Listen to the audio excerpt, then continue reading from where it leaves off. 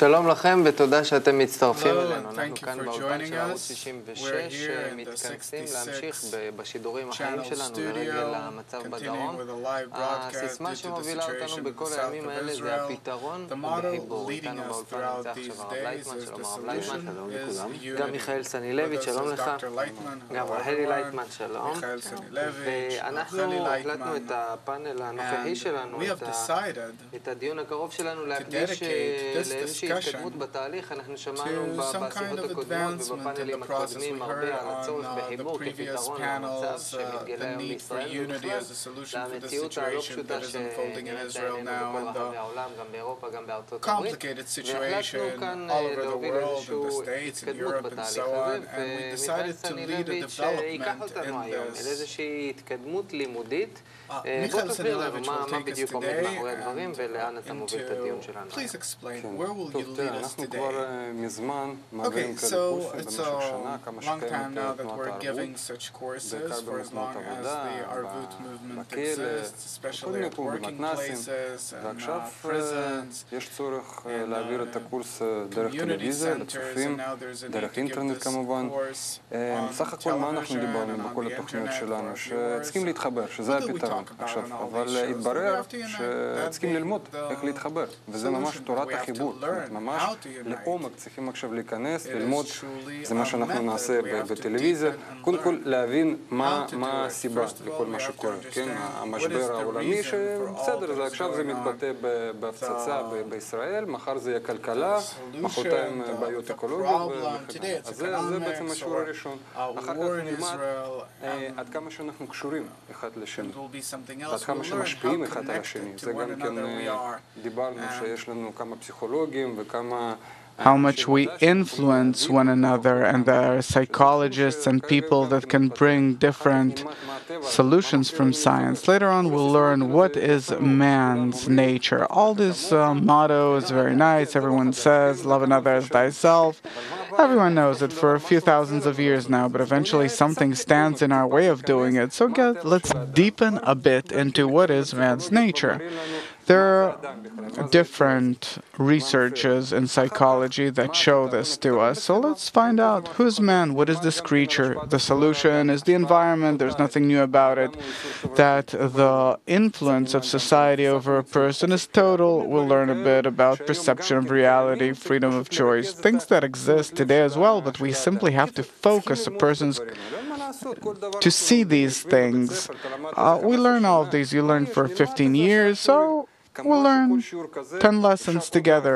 Of course, it is possible to extend and elaborate on every such lesson, but later on we'll learn how eventually unity is the change of attitude. It is the balance between how much do I get from society and give to society, and how these things influence economics, friendships, the family, our health, the health of each and every person, the health of society. We'll talk about leadership in the 21st century, who are supposed to be the leaders in the 21st century. And this is a short course of 10 lessons.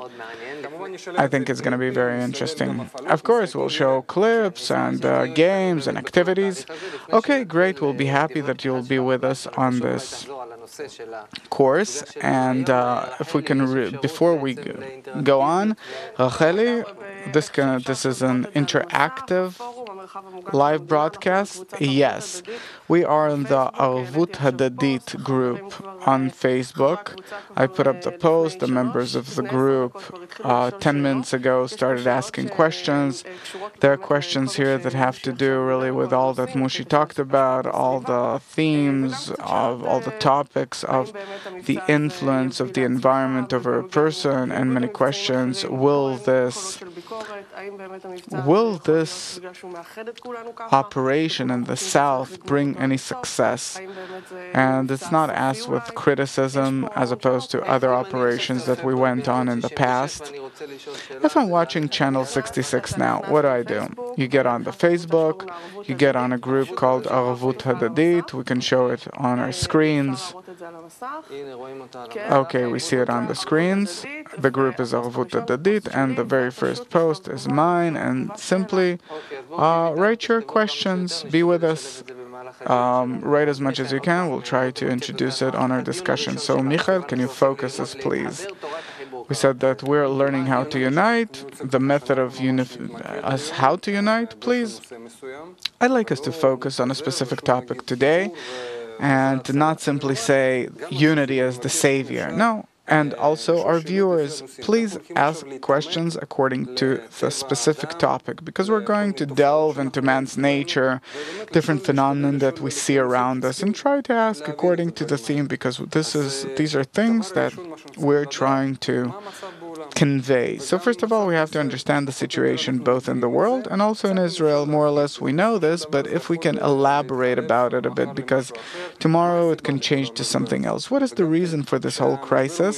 And also that the crisis is unique in terms of it being on all levels. And now another level came in of security. Previously it was economy, and now it's also a financial crisis, as now it's also in terms of security.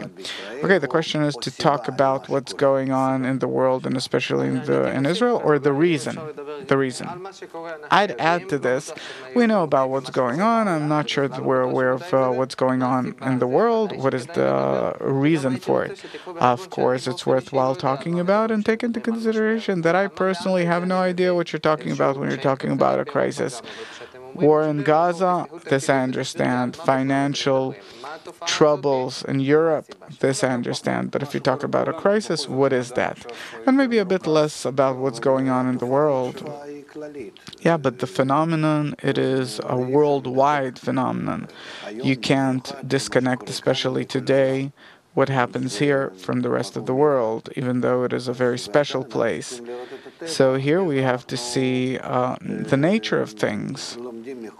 We learn from all of our researches that man's nature is the will to enjoy, the will to receive. This is the tendency in which a person constantly looks at things. How can he fulfill himself to the maximum? The law is very simple. It's the existential law of any living being, to invest the minimum in order to receive the maximum. This is the law according to which all of our movements are, all cells operate, all the organs of the body, the entire body, the bodies between them, the stars, all the galaxies, and all the universe in general, and all levels of the still, vegetative, animate, and people, human society, nature, our general nature is organized such that it keeps each and every creature such that it would like to spend as little energy, as little movement as possible, and to receive as much as possible. And the question is, to receive what? That is for each person, or each and every one in particular.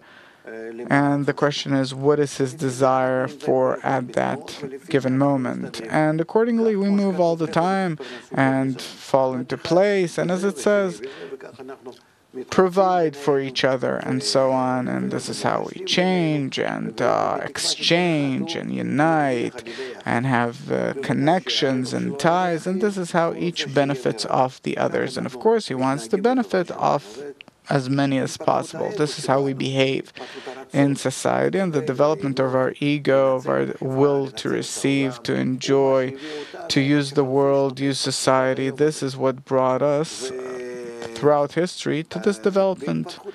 And we saw throughout this development how we've developed in different directions. At first it was only for food, that was man's main concern. Afterwards, family. Afterwards, money, honor, control, science, knowledge, so on. Also, there were different periods. Not every period is similar in its character to the next or the previous, and accordingly we have developed. We've developed also through unpleasant cases. We had struggles between nations and wars, and we've discovered continents and whatnot. all that is because our inner desire to fill ourselves up, to provide as much as we can for ourselves from all that is available. This is how we used to develop. And we reached the space program, and we thought that soon we'll reach stars, and then also we will base ourselves and live and build maybe entire cities and so on. All this is the developing world to receive. And we have reached a very special phenomenon that started about 50 or 60 years ago, that this will to receive, it started showing itself not as changing in character, meaning that now I want science, then economy, then I want money, then I want honor. But there are waves around the world, also not in all civilizations. We have 7, 8 civilizations around the world. It depends how you divide it, that exist simultaneously in the world. And we're in connection between us, and this is how we develop. We saw in the last 50 years, suppose, that the world became round, that it went into this one tendency, economical development as much as possible. Money is the main thing. Not even control or honor, that's not important, but the main thing is the financial profit. And we reached a point where, as the scientists say and researchers, that we truly deplete Earth from all of its natural resources, and by that we cause the pollution of Earth and the air and the atmosphere and everything. In short, we have reached a certain point where our development started showing very bad signs and phenomenon in the ocean. Whole oceans are polluted, and we feel, how much can you keep on developing this way just to provide for this desire to have more money in the bank, that we see lately that we don't really know what's going to happen with all of this money. It as if loses its value because we can print more and more. You want a few millions, no problem, I'll print. And she wants a few billions, no problem, I'll print for her. What's the problem?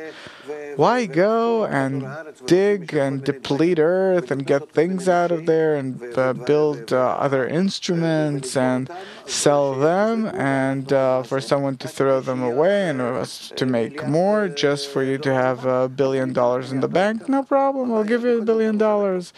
What's the problem? It's worthless anyhow. We've reached a certain phenomenon that we feel that our desire really makes fun of us. People don't understand what they're doing. We have completely lost the right direction on the one hand. On the other hand, an even more interesting phenomenon is that we never stumbled upon in our history, is that we are in a round world, and this is a phenomenon that is very interesting. What is a round world? Round world, it means that suddenly we feel that we're interdependent, and this interdependence is not that I can disconnect myself, isolate myself. In the past, it was so that I have a home, a piece of land, that's me, it's enough for me, and I used to provide myself with everything I need. Then we connected more into a city where there were blacksmiths and people that engaged in culture and education and mechanics and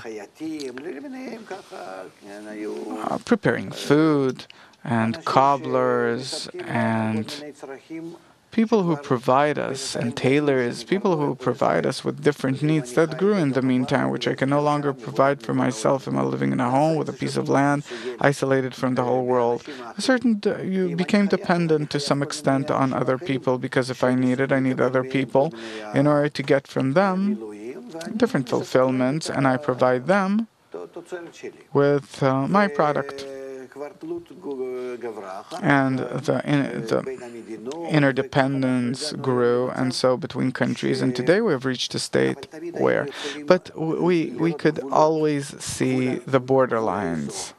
The borderline of a certain area, of a certain region. And now it's a country.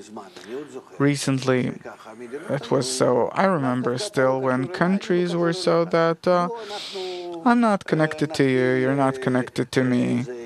Let's start some, commerce, relations, and tourism, but we can also close it. And each exists per se. But lately, for the past few dozens of years, we feel that we're connected.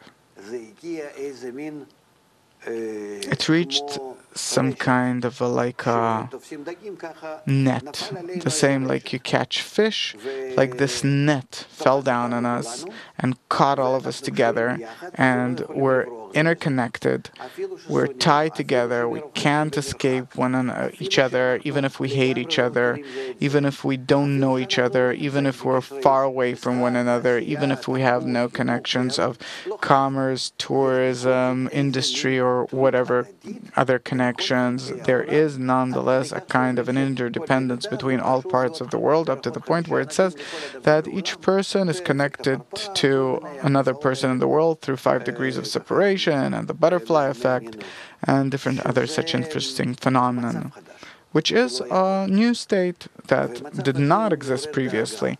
And this is a very concerning state, because there's a collision between two tendencies of human development here. First of all, we see, if we're looking at history, we see that we have never developed the way we feel like,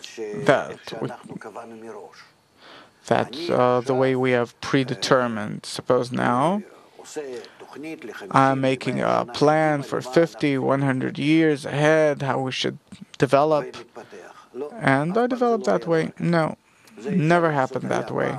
It was possible to do so in the past in industry and education and commerce, a few plans for a few years, maybe a few dozen years even. Countries used to prepare such plans, but our development throughout history was always only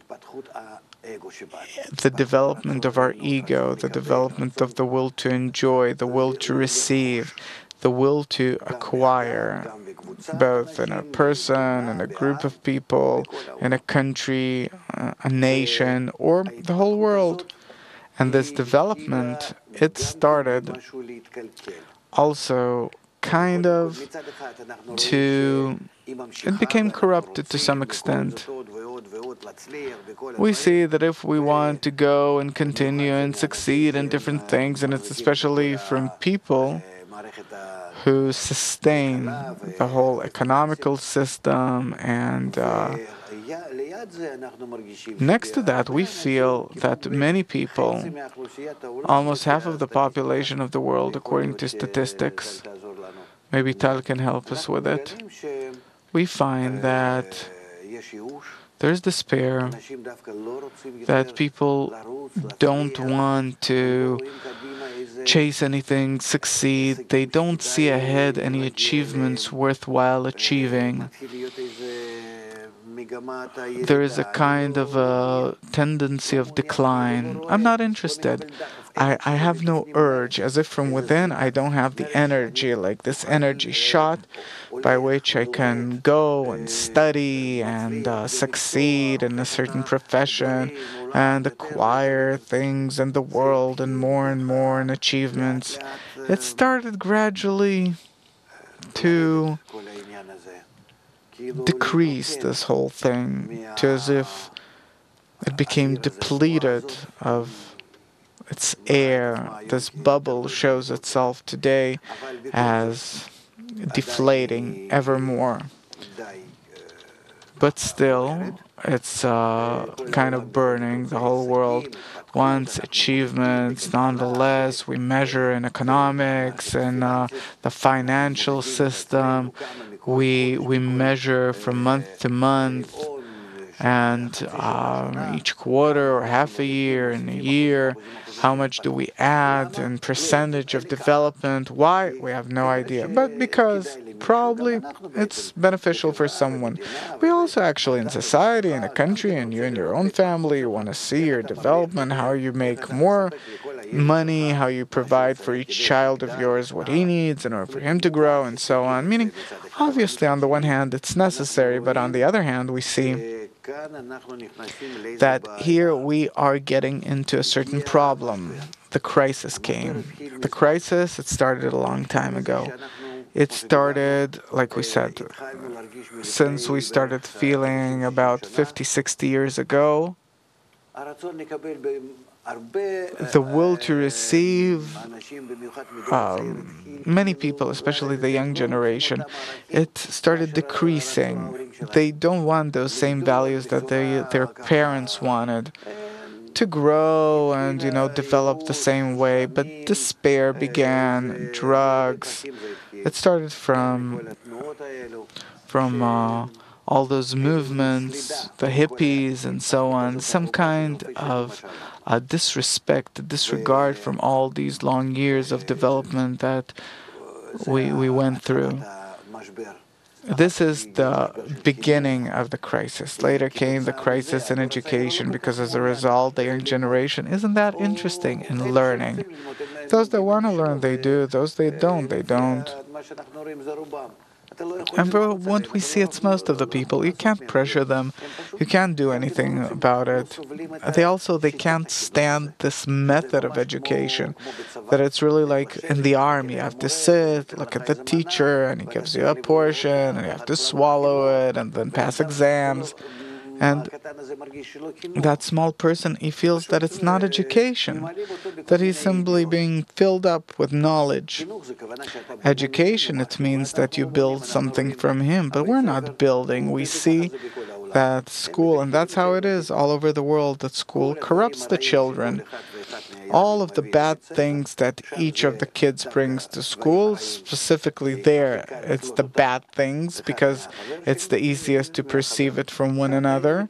And that's how they develop. And school, it becomes the source of the bad development of children. I don't even want to send my kids to school. They don't get knowledge there, and they don't want to get it themselves, and they don't want to learn, and they're learning such things there that I'm so against and want to distance them from. So it's a problem, the crisis in education. We can talk about it a lot. It also has to do with the crisis in science, that we have reached a certain state where we see borders, that we can't achieve more than that. We can somehow delve further into matter and invent different things there, and by that to build other things, but we really don't see that. Science, it's in a crisis for a long time now, for the last 20 years for sure, and scientists are talking about it. And Tal Mendelbaum joined us. Everything is happening live. Is it ready?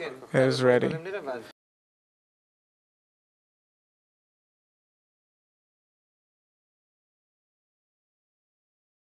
We are on the Arvut course, and we have to learn this simple thing. So from what I understand from your situation, from your books, that humanity is in a crisis, and we'll talk about how is this crisis different than previous crises, because we know that there were crises in history, but what you said, that there is a tendency in nature where on the one hand the ego is developing, and we saw according to the stages that from a few dozens of years ago where we lived in families, and the preferred desire was to simply sustain simple life, foods, family, and to continue the generation and so on.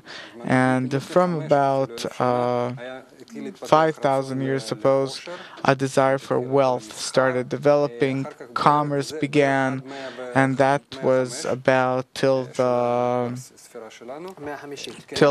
5th century, more or less, and from the 5th century until the 15th century, more or less, there was the desire for control. Of course, there was a mixture of desires and so on, but this is, according to psychology, the development of the desires. Then Renaissance began, the time of enlightenment, and you said that up to the middle of the 20th century, more or less, developed the desire to know the reason for everything. Different motions began where people didn't simply stop understanding what is the meaning of life, what is the purpose of all of this. And today there are billions of people that don't understand and maybe are asking, and maybe they still have still a desire for merely the basic things like food and family. It's the preferred desire that a person has according to development. But today what we can see is the integrality, that the connection between us grew all the time. I was in Georgia 2 weeks ago, and you're living on a mountain, and you don't care about anything. The world can explode. You have your cow, your goats, no crisis, no something. 80% unemployment, no problem. They don't even know that something else exists. It was interesting. People live, and if there is a crisis in some civilization, they don't mind.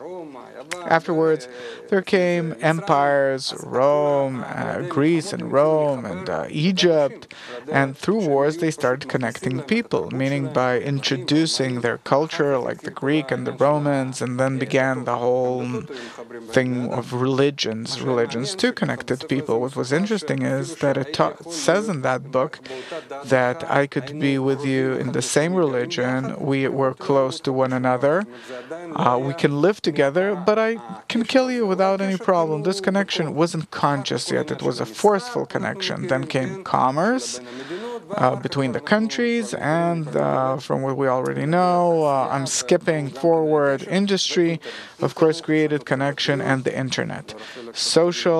Different social networks, and Cheli will bring up different questions. We're talking, millions of people can be connected to us right now.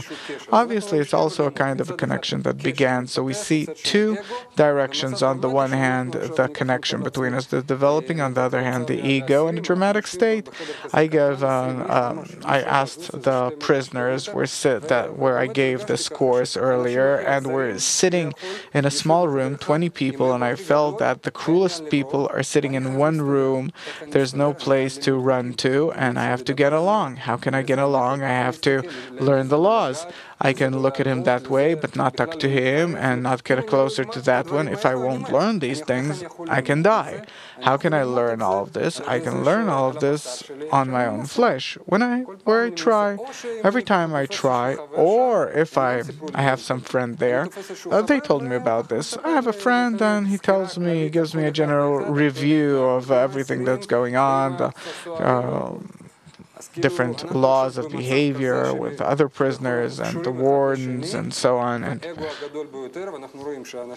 And we see that people, without simple laws in the world, would have eaten up each other. Today, I don't harm you because I have a lawyer and I calculate what will I have as a result, so it's not worthwhile doing. But if not for these laws, then you can't go out into the street. It's a jungle. It's even worse because the animals in the jungle eat each other only where they're hungry. Here we would have done it, merely in order to enjoy. So, a few more words maybe about this situation. Yes, the situation is special. We developed into it. This is what makes man greater than a beast, his development. His desire, even though he starts asking, I said there in the book that people started asking themselves about the meaning of life. What are we living for? What is the purpose of life? What's the use? And they fell into despair and drugs. And also part of this is terrorism. It's like a hidden question about the meaning of life, and looking in different places, in different ways, in radical movements, fundamentalistic movements, and so on. The outbursts of religions can happen once again. It is explained on this behalf. And all this comes from the question of what is the meaning in life? What is man living for? This is a question that started revealing after all the previous questions. For food, sex, family, money, honor, The question is a question of what is all of this for? That this is the highest development, and our ego that's now in its exalted development is seriously developing in all these directions together. It is opposed to the general network where we felt ourselves interdependent. And this interdependency, it is shown, it is seen, evident everywhere, but we don't know it, we don't understand it. The way I remember myself when I was still a student in the university, it's like the analogical systems. There are such systems where each part is connected to all the other parts, and each part is important because without it, the rest of the system can't work. So there's no more, no less, there's no first or last. The input into this system and the output are one and the same. It is a system that works as if above time. There is no, it's not according to some frequency pulse that passes through, but everyone's connected from start to end and from end to beginning. It's round. This is a circle. This is actually the form of the system. And today, when we research the human system, we start seeing in it the same laws, the same character, the same form like in an analogical system. And here, really, we are reaching anxiety. If by nature we reach interdependence, how will we get along with this new law that is now starting to unravel and work on us along with our particular ego, the ego of each and every one of us? Where it's like you say, I'm in a cell, and there are certain laws there of how I'm supposed to be connected, and I have to be very tight with everyone, very connected with everyone on the one hand, and on the other hand, my ego, what do I do about it? What do I do with it? I have to suppress it, or then how do I live all the time this way, that I'm shut toward everyone? Or how long can you do that until we explode, until we burst out, until we eat each other up, Third World War? What's going on here? And is it possible to do it so? Our ego continues to develop more and more. The closure between us becomes tighter and tighter and is felt on each and every step. And life, it becomes very hard and unrealistic. Today we can see that it's not about me being free in something and I come home soon. At home, I'll feel that the whole world's with me and they're dictating everything to me. And it doesn't matter that you're far away in some country and you're doing something else there. I'll feel it everywhere. In all of your actions, whatever you do, I feel like it's happening with me. Yeah, today you can already feel that. Someone sits 100 kilometers from here in Gaza and really influences my life. Maybe we can take some questions. There are some questions to you too, but a question to Dr. Laitman. There are plenty of people that feel good and they don't feel the pressure. No, I'm talking about the tendency. Wait, I'll explain. What do you do about those people? No, wait, about what to do, I'm not saying for the time being. We're talking about the phenomenon now. And this phenomenon was not yet fully revealed, and everyone understands and knows and learns about it. And not only investigators and researchers, but that it comes down to the media and television and schools, and that books are written about it, it's well known, and there are movies made about it, and dramas, and theater. We didn't come to that yet. It's like psychology. I studied political science, and they taught us about the development of society and countries, how each country has its laws and it can keep order. But on the international level, there are no such rules. They all act according to win-lose situation. And on the other hand, we learned globalization, that we're becoming ever more connected. And so in political science, evidently there is a paradox that we still didn't learn how to behave on a global level. We don't have like a one government. And today our challenges are global challenges. So at least in that field, we have a new step of development. Okay, when I ask Rinat's first question, and this is a question to you, she's asking, why should a person sit and study like in school how to get along with people? How do you explain to a person that he has to sit down and study like you explained in the beginning of this broadcast? It's not simple, I agree. It's interesting that today I read about the 19th century where education was introduced. People didn't know how to read and write, and only because of development of industry and the factories and everything, they had to teach people how to work on machines and so on. And the interesting thing is that there was a dilemma. The bosses, they didn't believe that it is possible to teach people to read and write. Only, the aristocracy learned could do that. And, suddenly a system, 10 years, I know, I study, and I know how to do all these things. There was no such thing 1 or 2 things ago. Simply didn't exist, this whole system of... And same thing here. The teaching should be different, undoubtedly. It's not frontal. It could be through TV shows. It could take 1,000 different forms, through animations, through games. Maybe it's not the form that we know, but we really want about every word that we're saying here about these new things. Maybe there will be clips made and movies and games in the most interesting way and different for every audience and for every age. Therefore, I agree. So to continue this, I'd like to ask you, there are plenty of questions here. Maybe we'll just update our viewers that joined us now. Yes, on the forum, we are on the Arvut Adadid group, and we're inviting you to write all of your questions here. There are more than 50 questions here. Of course, we can't ask all of them.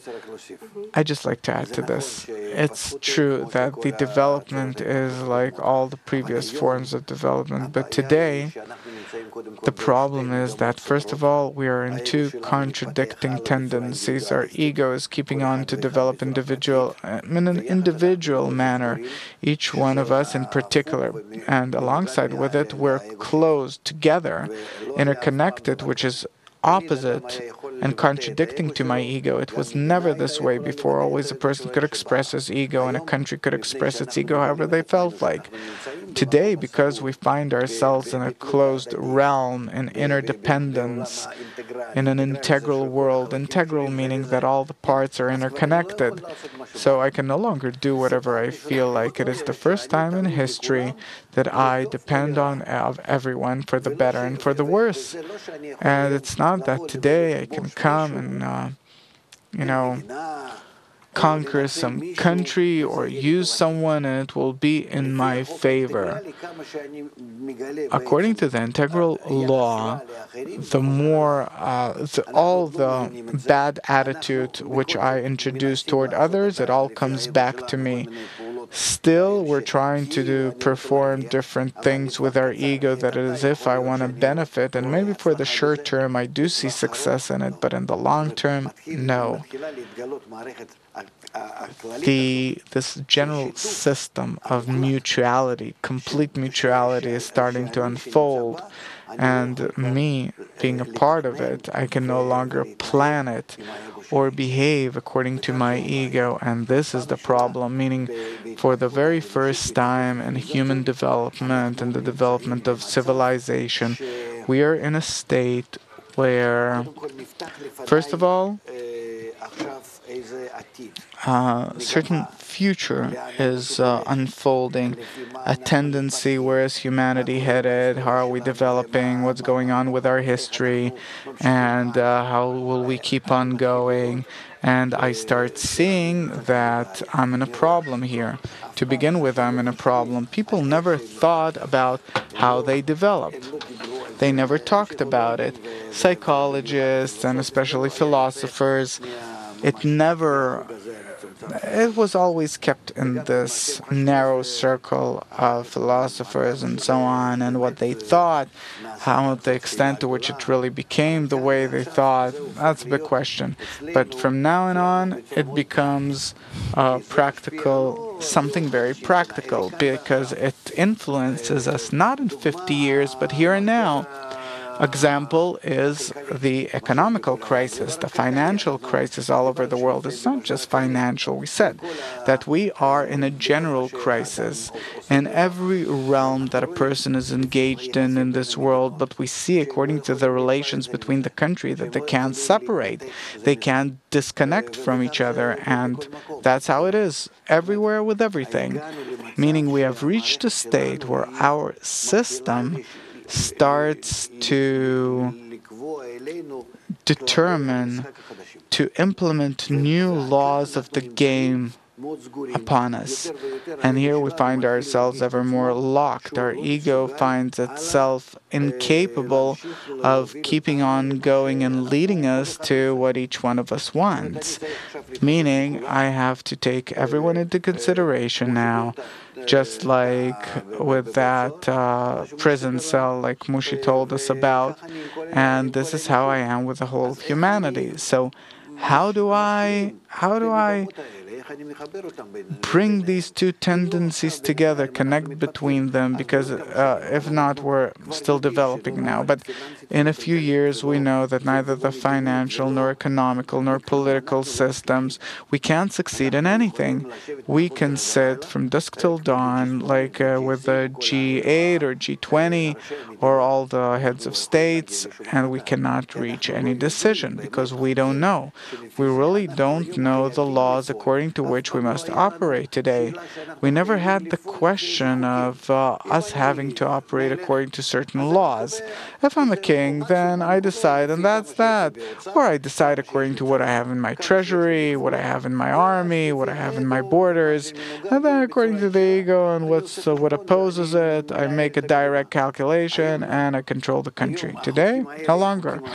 Today, the laws are round laws, integral laws, and I, as an egoistic person, am incapable of determining anything in the integral world. These two tendencies are opposite tendencies, and I'm not built inside the way the world is. Inside, I'm not round. My brain is incapable of taking into consideration 7 billion people. I can't think about it being so that if everyone will be well off, so will I. How will I operate then? At this point, we want to... This is actually the point of breaking, the breaking point.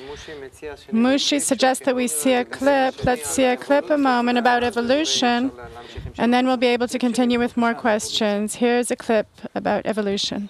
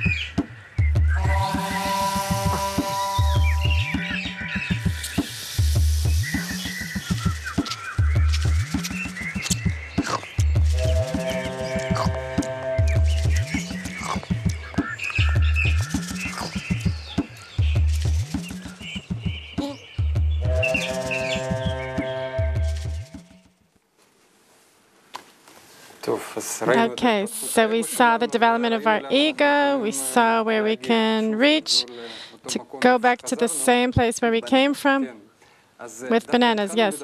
We actually started to talk about something very interesting, that there are laws, how to behave one with the other. We said I never thought about it, that there's really no laws between countries, inside the countries. I'm talking about inner laws. There was a question on the internet, how to connect. There's inner laws, maybe Tal can talk about. There's lots of research today that there's some kind of law that unconsciously in my feelings and my thoughts I influence others. Okay, maybe it'll take a few dozen more years until we reach this with all kinds of research, but for sure there's already proof. When will we start feeling it, each and every one of us, how much we're connected to others? All of a sudden I'll feel that my mood is connected to his mood and my thoughts are coming from his thoughts, etc. Where are all these desires? And I'll actually feel it, just like I hear or see today. This is how we'll feel the network between us. It'll happen? Yes, for sure. It depends on our will to receive. How much higher it will be, more developed, then we'll feel these connection networks between us. It depends on our desire. To the extent that our desire for pleasure, our desire to receive, to feel life. Not like the bananas, the guy with the bananas. I want to really feel life. How today? You today call a virtual network. You connect with millions of people on the virtual network. I don't know how long it will take, but the day will come when you will begin feeling through this network their inner situations. Yes. You'll start to feel how connected you are to them. You'll start to feel, even without the virtual network, afterward, this is just a means in the meantime, how you're dependent on everyone, that there's thousands of threads tying you to all the people in the world, to all of humanity. Thousands of threads. Where am I? Who am I? You're a result of what they think, what they feel. And you are at the moment, but you'll discover it. And also your situation, how you can influence everyone. This network that will be revealed, this is the integral world, the true integral world. Now we're only revealing the most external layer. How we are connected with all kinds of ties, commerce, industry, all kinds of things, that we can't lose them. Between countries, how we're dependent on each other.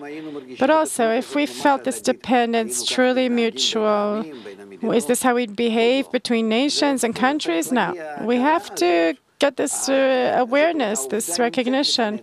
This fact is before us that we're connected, dependent on each other, but inside we're still built in a way that we can't absorb what we're standing in front of, what this phenomenon is.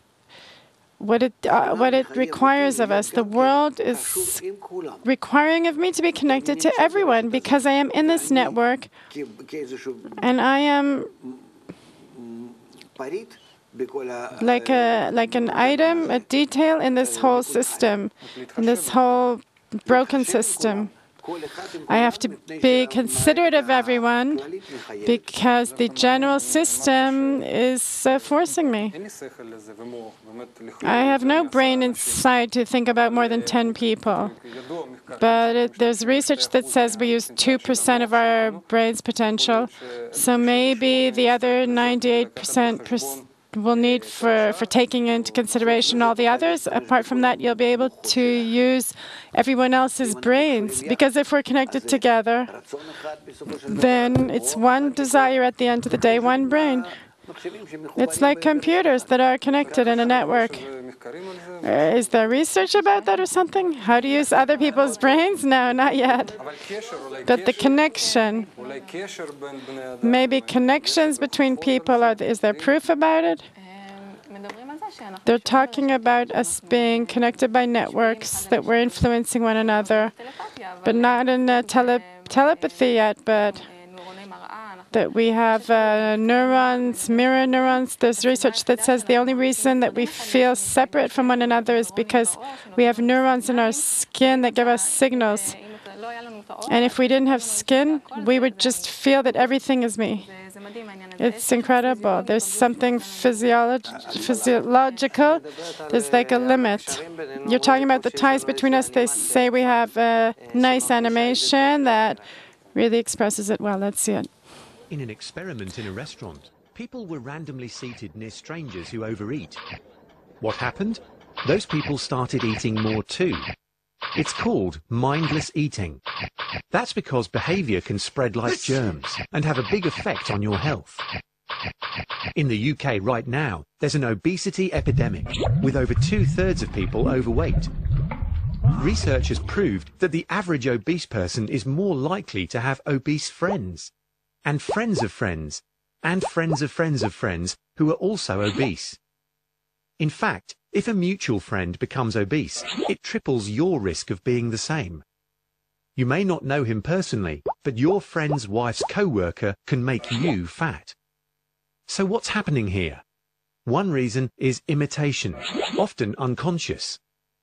When you see someone eating, it fires up the same part of your brain as if you were actually eating. It's like our brains are practicing. And that makes it more likely we'll do such things in the future. Another reason is we reset our expectations. We look around our network and perhaps see people gaining weight. And that, unconsciously, adjusts our concept of an acceptable size. A larger body becomes more acceptable. That doesn't necessarily mean that you will put on weight as a result. Just that, unwittingly, you may be less critical of a friend who is putting on weight. So what is the answer to the obesity epidemic? Small changes we all might make in losing weight or taking better care of ourselves can be multiplied by the network around us, rippling outwards and benefiting hundreds or thousands of other people who we both know and don't know. Obesity. Just one way social networks have amazing power over us. Read about others in Connected. So these networks really influence us in every kilo, and they're natural networks. They're not virtual.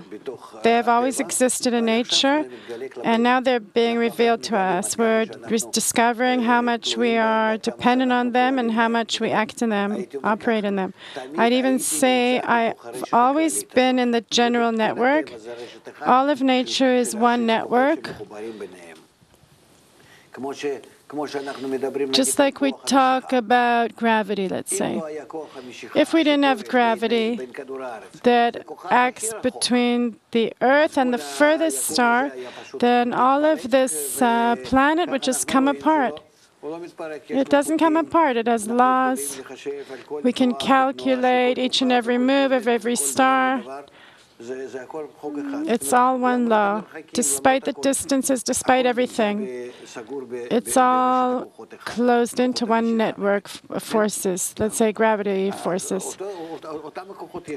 Those forces, we don't only have them between inanimate, also in animate, vegetative, and humanity is dependent. We're in this network of forces, but we never felt it. It never reached our development where we discover it. Nothing. There's nothing new. But only now, in our development, we've reached a state where we are beginning to discover what we're really in. A network that ties us together and also obligates us to behave in accordance with it. What we need to understand here is because we're in a process of development, that evolution isn't over. Even that we need to absorb that something's happening here. And maybe the thing that can help most is to see the big picture and then understand where we are in this process. And then maybe it'll be easier for us to see where we're going. In evolutionary biology, they give a very good example of the caterpillar in nature, and in his development, he has a stage where he just wants to eat and eat and eat and eat and take for himself, and he thinks it's his life. That's what he perceives. And then at some stage, he can't anymore. He feels he ate enough. He reaches a peak, and then he goes into a new stage, and that's the golem stage, where he goes into a dark place, and his whole body starts to come apart.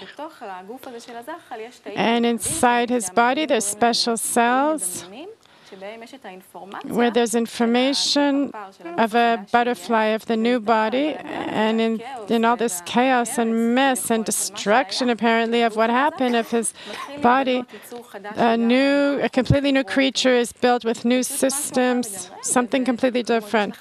And he feels pressured because he's inside this dummy, and until he breaks out, and he's an incredible creature that can fly, he has other abilities.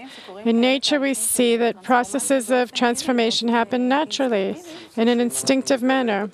So if we discover the interdependence between us, the emotional interdependence, then we'll discover it's not emotional, it's total, it's complete. We are connected, we can say otherwise. There's one desire that each of us thinks that he's cut out of everyone. There's one brain where everyone thinks he has his own thoughts and desires. Our ego is incredible because it's like we're one pie, and in each pie, each person feels himself as one crumb on its own. This peel, our ego is like a peel that's isolating us from the whole cake. What's ego? Our ego is the desire to be concerned only for yourself. It's a lie. I don't understand that I'm dependent on everyone and connected to everyone, and that I'm actually in one system, in one body, like dough, like cake. There's one big body, and suddenly there's like a peel on me, a crumb, a little crumb with peel, and then he feels himself by himself. That's my nature. I can't do otherwise. The main thing is that peel. If we cancel it, we'll feel the global world. And now, in our development, we've reached a stage, our general development of the cake. It's cooked, right? And then individually, inside, personally, to a state where I feel a clash between what I am in this little particle with a peel and the big part which still I still belong to. So now we've reached the main subject. The subject is, it turns out that in society, the first law that a person lives in society, that's how we live. We know that from history. We never lived on our own. It turns out that in society there's two laws. To conclude, there's the natural law, the law of reception, and there's the law of giving. At the end of the day, giving, taking, and we see a person gets something from society and gives something to society. It's two forces that are in nature, plus and minus. So it turns out that the law of reception I implemented. How much will you take? As much as they give me. If I overdo it, they will limit me. But this law of how much much I have to give to society. No one tells me. I can also not give anything, and I can try to give as little as possible. And I can also do the opposite. I feel that the less I give, I am profiting more, like your explanations about the ego, where we only look out for ourselves. So this lie is hidden from us. I don't see that I'm doing damage to Oren. Damage can be physical, or like we are now in a security threat, or even damage can be, I don't know, I don't want to think, but that I'm thinking bad about him or stealing something, gossiping about him or something. So it turns out there's no connection. How much I invest in society to my understanding that it causes me damage. Just the opposite. I see people who steal from society are very successful. That's what they show me on TV and movies. Look at Channel 4. All the heroes there, they steal from banks, they have fun, I identify with them, I want to be like them, of course. What do you have to say about this? How we don't feel it, so this law, how much I need to invest, how will I feel it? How much I need to invest in society? Why is it hidden from us also? That's another question. No, it's not really hidden. We would discover it. Let's imagine another situation. Let's fantasize. If the connection between us, the integral global connection, would bring me to success, a very special, amazing success, where I'd make a lot of money and I'd have control and I'd have respect, all kinds of pleasures and feelings. Would I want it or not? There's people who live like that, complete companies. All the big business owners, the more they want more and more and more.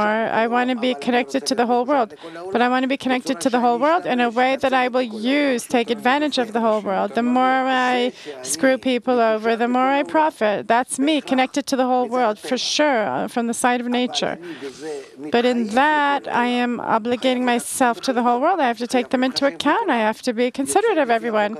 Turns out, according to this law, that if something's bad for someone, it'll come back to me. I don't want to recognize that. Because you said before, it's against nature, so how is it possible? I don't want to recognize that. What's the solution? The blows that I'm causing bad to everyone, these blows that are coming to me, are gradually teaching me that there's no choice, that I have to be considerate of others. How long will it take? Maybe another 100 years, maybe 1,000 years. So those people from Hamas, they felt that they were shooting and they were harming themselves? Yes. There's a phenomena pretty shocking that even governments at the global level try to balance things.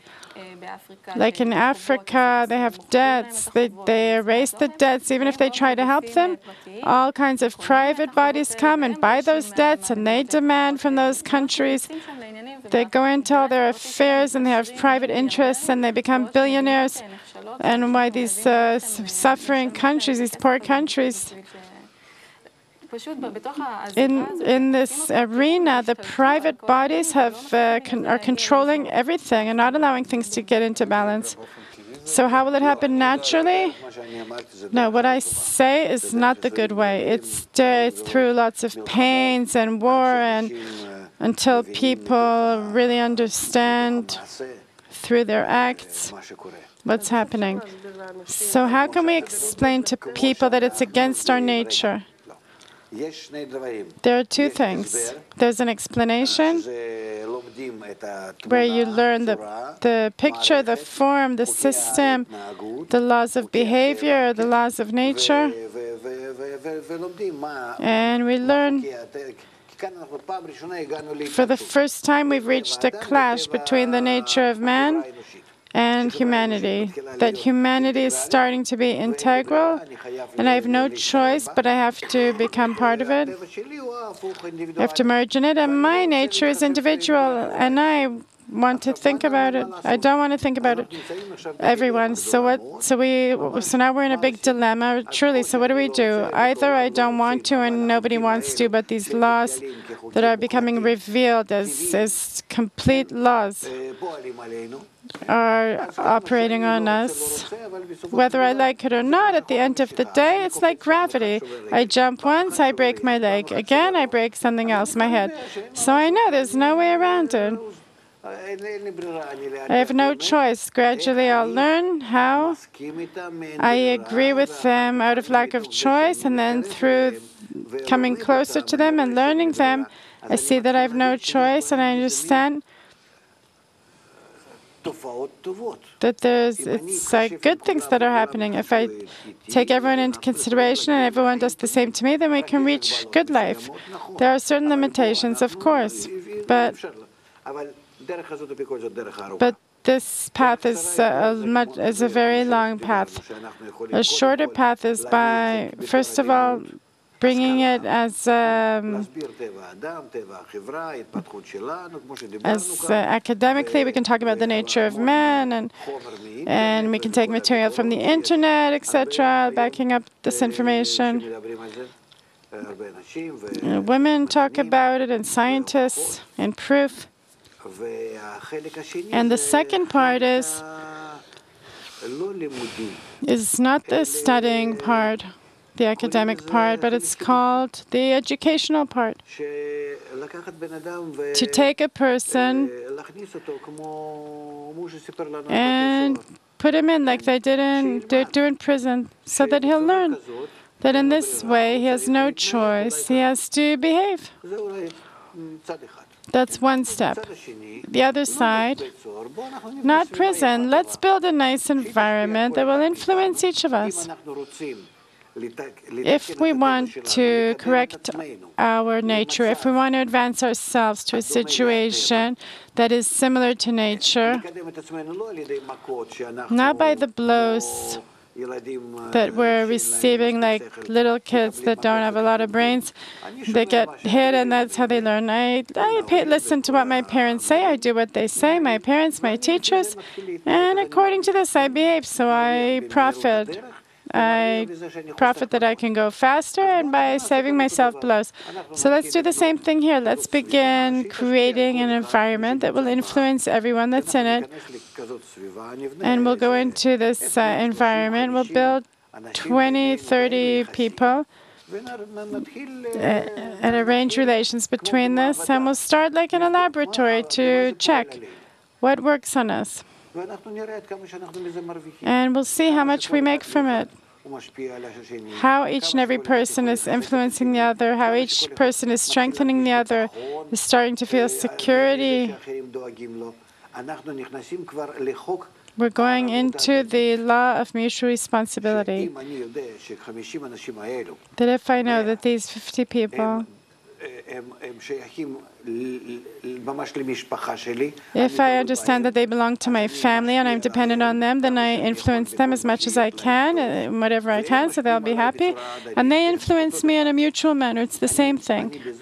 In that, I suddenly start to feel that there's not necessarily, that they're necessarily neutralizing my ego. Suddenly, I stop worrying about myself. Where's happiness? Where's respect?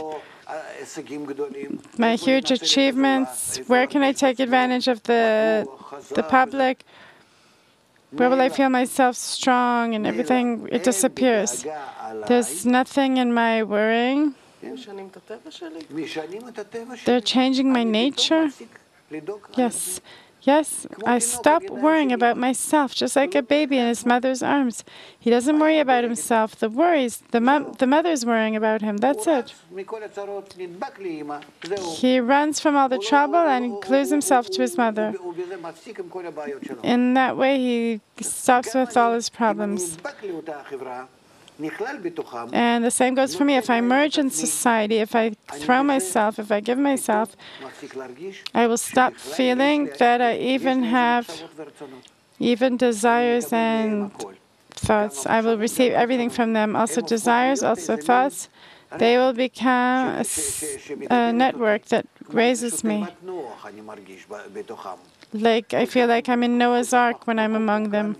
It's all so organized and pretty.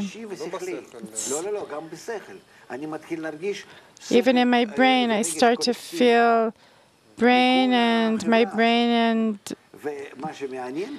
what's interesting here is that the influence of the environment on a person comes and obligates a person to have the same desires and thoughts as society. It's not like he cancels himself and is cancelled, that he no longer, that he has nothing from himself. They don't erase his me, but just the opposite. On the one hand, he's canceling his ego.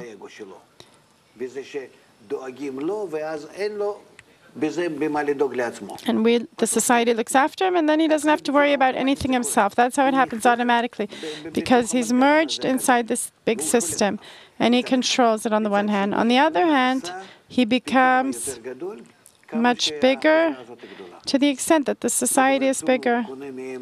He buys from them emotion and brains, and instead of being a little person, he becomes a great person. We're reaching the main scene. We're almost finished. The main scene happens like this. This is what I read in a few places. Maybe it's written all over the place. I found that they say, if a person does not implement this law of giving back to society, if he doesn't feel the interdependence, which the other one he receives naturally, then all the problems that we get are actually this, because nature pushes us to this, like we said at the beginning of the talk. Nature pushes us to this connection, and existence will be in a different manner. I don't know, we'll discover it. Each main scene is that the connection exists. I don't carry it out because I don't feel the connection. If I felt it naturally, like I look after myself, then the law would happen. I would look after society and everything, of course, from both my mind and emotionally. The main scene has to be connected at the beginning to this crisis. The fact that I don't carry it out, nature is pushing me into this connection, that I'll recognize this interdependence. Yes, yes, that's correct. So we'll continue at that point after we see an amazing clip from WWF about how the whole world is connected.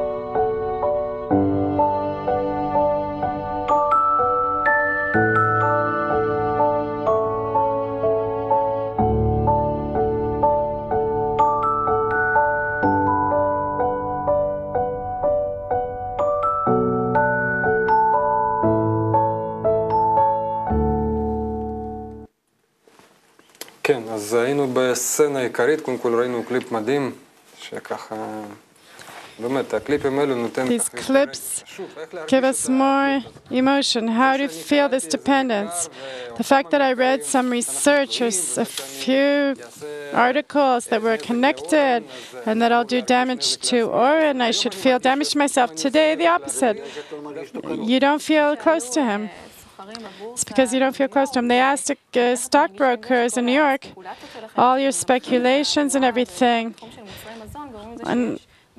in the food industry, there's millions of people that can't even buy this food. They're going under their poverty. How do you feel that what you're doing is causing so many people to be hungry? And they said, it's the game. We're a capitalist country, and that's how it works. That's it. Why are they so hypocritical? Ask the people in the 7-Eleven why he takes an extra shekel on this chocolate bar, and why this guy takes another $100 for his work.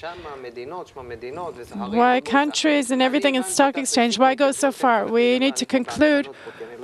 We're out of time, and I'm upset because I didn't understand everything. We have to start being considerate of others, right? What's the conclusion? No, not to be considerate of others. To discover the network between us. I'm going the egoistic way. I want to take advantage of the whole world. Does everyone agree? I don't agree. I don't want to take advantage of the whole world. I'm asking the viewers, do you agree with me? Each one wants to take advantage of the whole world. All of humanity, each and every one, that's it. That's my nature. If you say no, I don't. Okay, so you're... Based on what it says here, people don't feel this hatred between people, like Moshe says. They don't feel it. They haven't reached the evil inclination, the recognition of evil. According to biology and nature, we're all egoistic. Each one wants to take advantage of others. The fact that we have all kinds of limitations and that we're used to them, it's another thing. But actually, it's our nature. That's it. One thing. Therefore, in a healthy manner, if I go in the correct manner, according to my nature, I want to advance, I have to take into consideration the law of nature. So I'm not thinking about anyone, but if I discover that we're all connected to each other, it obligates me, that ego of mine, it starts to obligate me to behave otherwise, because I have no choice. Just like that prisoner that goes into a cell with other prisoners. He has to get along with everyone, otherwise they'll kill him, or they'll beat him up, or God knows what they'll do to him. We have to see a person in a true manner and not think that he's some darling angel or something. Because based on our cells, our body, our psychology, everything, whoever thinks, no, they're just being hypocritical, then he doesn't understand nature. He doesn't understand human nature. We all went to protest how expensive housing is, and now they're taking thousands of shekels for just one room. There's lots of things happening that we see. It's ridiculous. If I see that I'm dependent on everyone, then I have no choice. I'll have to get along with everyone. And in that, I'll have to correct my relations with everyone. And if I feel that we're connected, like in this clip with the threads, if I feel that I'm connected like this with everyone in ties, that it comes right back to me what I do to them, then it's like my body. I won't do bad to my hand or my foot, then I'll feel. What am I missing? I'm missing knowing, understanding, feeling that I am dependent on everyone, that I'm really dependent like oxygen. Here's a question from the internet. How do we feel this complete dependence on other people?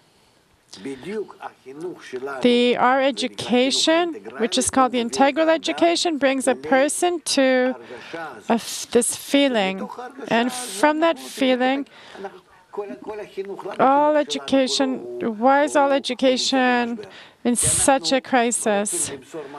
Because we want to give something to the kids and they don't see as reality.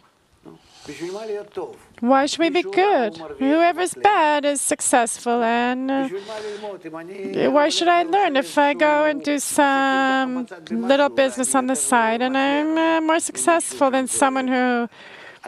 We have to be realistic.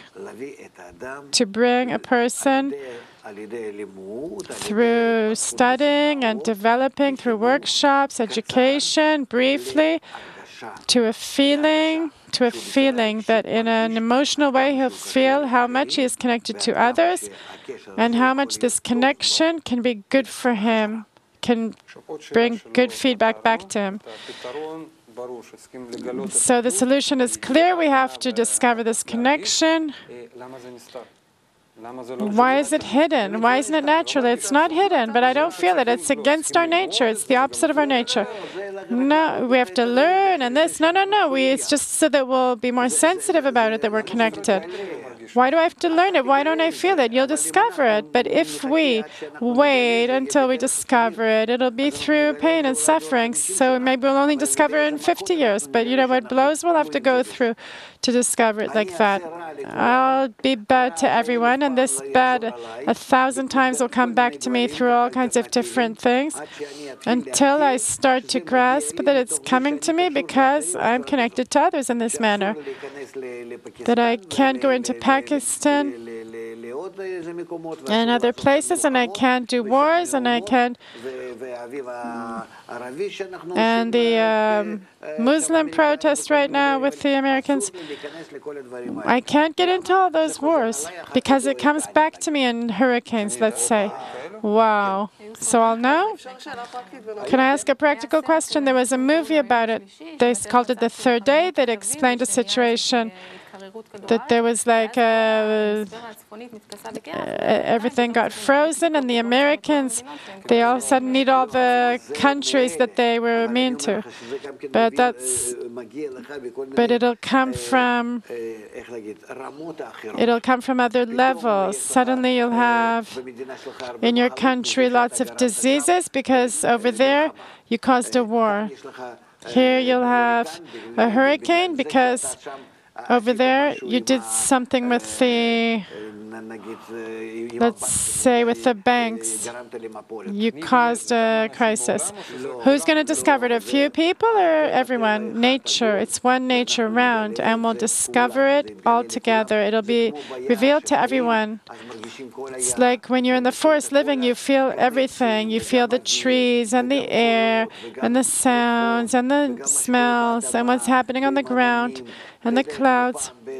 Like Bedouins used to discover that, and all humans that were close to nature will feel how much we're connected to each other. But it's a long way, and it's a very hard way. We don't have time, but we started to touch on threats from outside. How do we maintain this connection, this solidarity? And how do we maintain it when this situation is over, this external threat is over? That's Edith's question. How can we maintain the connection between us, which is currently slightly being revealed? How will it remain? It won't remain. Again, tomorrow, we'll start over. We'll start screaming at each other, driving like that on the street, cutting people off, and people will start to study. And I also doubted how they're going to start to learn, like in the 19th century. I think that's why we're coming out with a newspaper right now.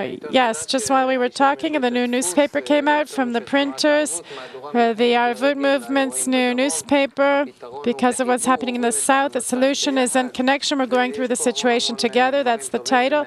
There's many, many good things here, all kinds of tips and suggestions from psychologists, a lot of connecting games, a lot of explanations. They explain the situation, and you can see this newspaper in arvut.org on our website, arvut.org. We will start handing out the newspaper today throughout the country. Afterwards, there will be a team here. The editorial team are coming in after us, and they're going to explain about it in detail. You can go into our site, arvut.org, to download it. So now for the conclusion, I just want to say that really it's not clear how to cause people to discover it in a nice way. It's really interesting. Like say in the next lesson, we're going to learn about dependence, about this total dependence emotionally and everything. We're going to bring research and clips and movies, and maybe there'll also be homework, like movies to see. There's lots of material. We just have to point people's attention to this subject. A person is, if you're dealing with wine, then you become like an expert, and that's your whole world. So if we're dealing with this and this connection issue, my recommendation is to join us for this course, and In a few conversations, in a few talks, we will be able to get the message across easier even, and the whole system will be clearer. The system of connection between people and the system of nature, and how this system is obligating each of us to new behavior. There's no choice on one hand, and on the other hand, how we, in a very nice and simple and convenient manner, not against our nature, not overcoming ourselves and not to break ourselves, how we can emerge in this system just like a nice game, like softly. It's possible if we organize ourselves and really try to match ourselves to the integral nature. It's very simple. It's very simple. That's the next part. Apart from the studying and the explanations and these discussions and clips, this is the educational part. And we will have to do it here in the studio. We'll have to show how we do it. So, Oren, you're good at concluding. We have to. There's another panel coming in after us to the live broadcast. So, in one word, maybe conclude. I just want to say that we're going back to the live broadcast at 7 p.m. You're all welcome to join us and send questions in our Arvut Hadadit group on Facebook, and we'll try to answer them. Thank you very much. Thank you for sending all the questions. We'll answer all of them tomorrow at 12. We're continuing with the same subjects. This is a special time to answer. We want to invite you to stay with us. We're continuing in the live broadcast, and there's going to be a wild panel here. Stay with us. We're concluding our first discussion in the Arvut course, and you're welcome to join us tomorrow, I hope, for the second meeting in the course. Thank you, Rav Laitman. Thank you, Tal Mendelman, Rachel Laitman, Michael Sanilevich. Be with us. The live broadcast is continuing. One more clip, and we're continuing.